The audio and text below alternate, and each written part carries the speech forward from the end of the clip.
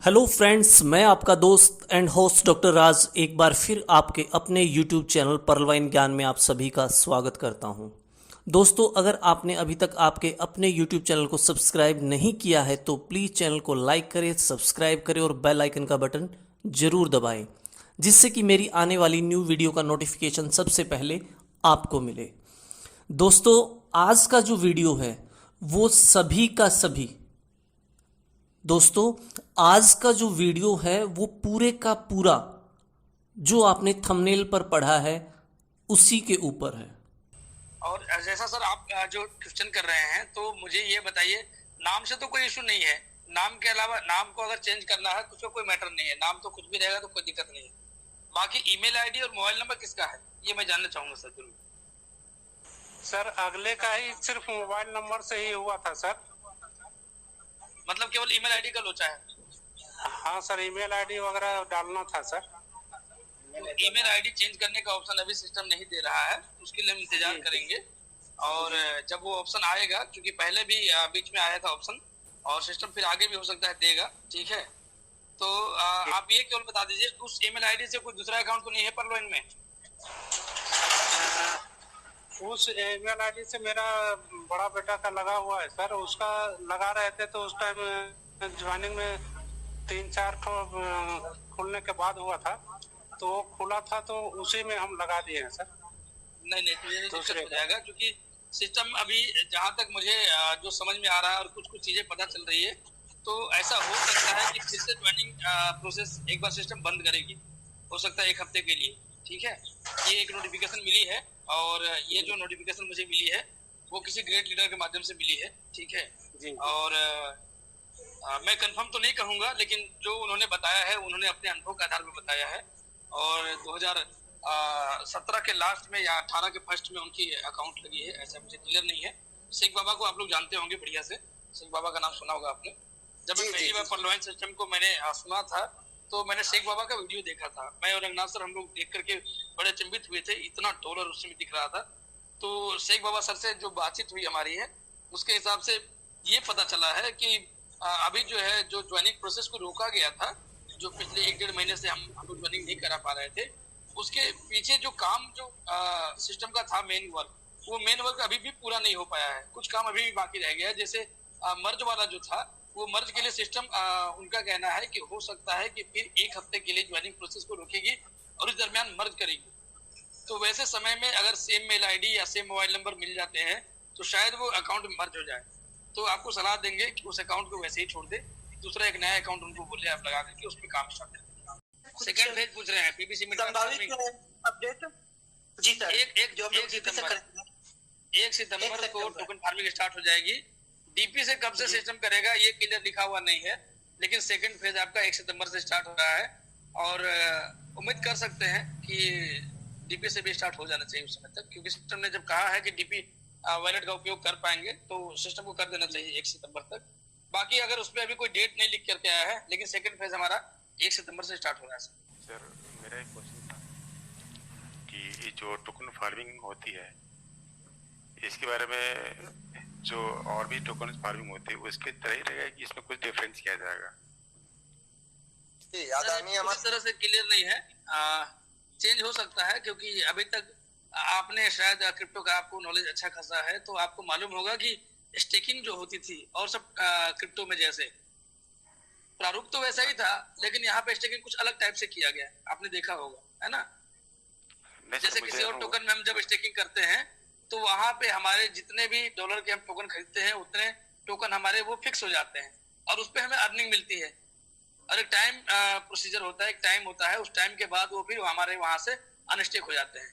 लेकिन यहाँ जो हम लोगों ने स्टेकिंग किया है उस पर हमें अलग से अर्निंग नहीं मिल रही, बल्कि उसी टोकन पे 50% एक्स्ट्रा टोकन दिया गया है और उसको धीरे धीरे करके 0.25 करके हमें अनस्टेक किया जा रहा है।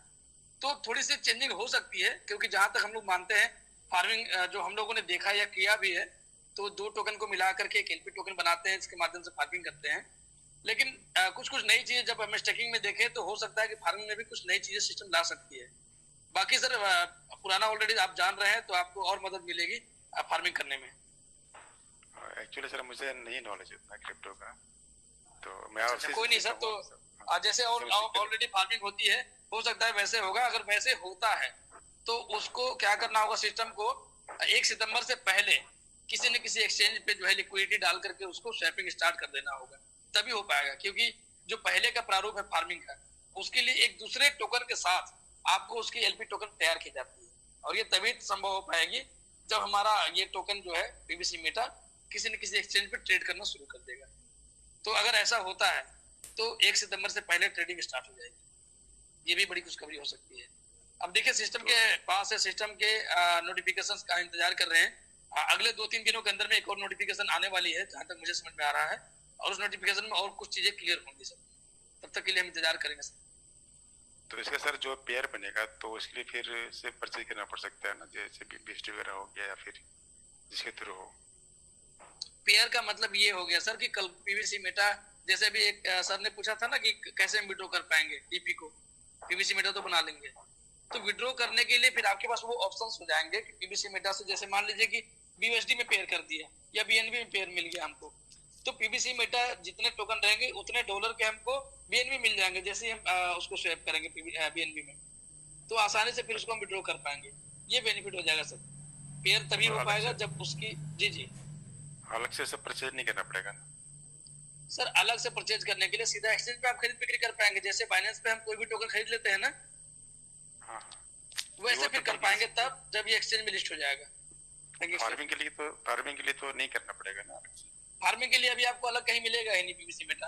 तो जिनके पास मोटे मोटे तौर पे जिन लोगों ने सीड फंडिंग की है उनके तो उतने अवेलेबल हो चुके होंगे ट्रस्ट वॉलेट में, तो उससे वो लोग करेंगे।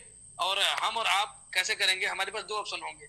अगर सिस्टम पहले डीपी को ओपन कर देता है कि डीपी से हम स्वैप कर पाए पीवीसी मेटा में, तो हमारे लिए बड़ा आसान हो जाए, डीपी के ही यूज कर लेंगे हम लोग। लेकिन अगर ये ओपन नहीं करता है तो फिर वही आकर के क्वेश्चन अटकेगी, फिर हमें बीयूएसडी से ही बाय करना पड़ेगा।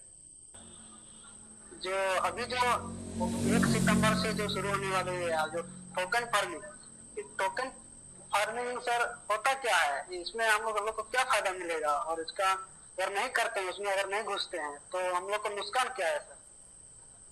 ये चीज थोड़ा जानकारी हमारे भाई से सर देना है।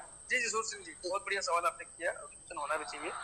देखिए आप सीधा सीधा समझ लीजिए कि हम सब किसान हैं, ठीक है सर। जी सर, जी सर। अब जो है बरसात का मौसम 1 महीने बाद आने वाला है, तो उसके लिए क्या हुआ कि बीज जो आता है, जो धान के बीज या फिर जो भी फसल आपको लगाने हैं उसके जो बीज होते हैं, उसके बीज की हम खरीदारी करते हैं। लेकिन अगर मार्केट में अवेलेबल ना हो, कोई एक ऐसा दुकानदार हो जो बीज भंडार वाला हो, वो ये कहे कि बीज जो है एक ही बार पूरा एक जो है ट्रक मंगाना पड़ेगा, वो बोरे के भाव से नहीं आएगा। इसके लिए पूरा गांव वाले क्या कीजिए, जिनको जिनको चाहिए वो सभी लोग पैसे इकट्ठा करके दीजिए, सीड का फंडिंग मतलब बीज का फंडिंग इकट्ठा कीजिए, जिससे हम बीज को मंगा सके। क्लियर हो रहा है? वो हम लोगों ने कर दिया ऑलरेडी। हम लोगों ने 50 बीएसडी 100 जिसको जितना मंगाना था उसने उतने पैसे लगा करके केवल उतने टोकन की हम लोगों ने बुकिंग करी, उस बीज की बुकिंग करी, ठीक है सर। Yes sir. अब वो बीज जो है हम लोगों को अब आ गया है मार्केट में। अब मार्केट में आ गया, अब क्या करेंगे आप उसको फार्मिंग, यानी उसको ले जाके खेत में उसको बोएंगे, फार्मिंग करेंगे। फार्मिंग मतलब खेती करना होता है, ठीक है सर। खेती करने यार किसी को हम लोग दे सकते हैं? नहीं, खेती करने के लिए आप बीज उठाएंगे, बीज दुकान से लाएंगे और ला करके अपने खेत में लगाएंगे, ये हुआ फार्मिंग। अच्छा। तो जो पीवीसी मेटा टोकन है ना, इसकी फार्मिंग आप करेंगे, अभी खेती करेंगे एक तरह से। अब ये बीज जो आपने एक लगाया है, एक बीज में कितने सारे दाने निकल के आएंगे, लेकिन वो तुरंत तो नहीं आएंगे, उसमें लगेगा टाइम लगेगा। Yes sir. ठीक है। तो वो फार्मिंग अभी हम लोग करने वाले हैं, और उस फार्मिंग को करने के बाद कुछ टाइम देंगे, और वो जैसे जैसे ग्रो होता जाएगा, वैसे जैसे जैसे बड़ा होता जाएगा, वैसे वैसे उसकी वैल्यू बढ़ती जाएगी। अब वो आपके ऊपर होगी, जो आपने सीड फंडिंग की है उसको आप नहीं निकाल सकते, क्योंकि वो फंड आपके पास नहीं है, वो सिस्टम को आपने दिया है, सिस्टम उसमें से 0.25% करके डेली आपको दे रहा है, थोड़ा थोड़ा अवेलेबल करा रहा है, ठीक है। लेकिन जो आप फार्मिंग करेंगे ये आपके हाथ में है, आपने खेत में बीज लगा दिया है, अब आप उसको फसल तैयार होने से पहले ही काट दो या फसल तैयार होने के बाद काटो, वो आपके हाथ में है। सर फार्मिंग कैसे करें? हाँ, फार्मिंग कैसे किया जाता है? फार्मिंग 2 टोकन को मिला के किया जाता है। जैसे धान की खेती होती है तो देखा होगा आपने कि केवल एक जड़ को उठा के नहीं लगाते, बल्कि 2-4 साथ में लेके ऐसे लगाते हैं हर जगह, है ना, फिर वो एक गुच्छा बन जाता है।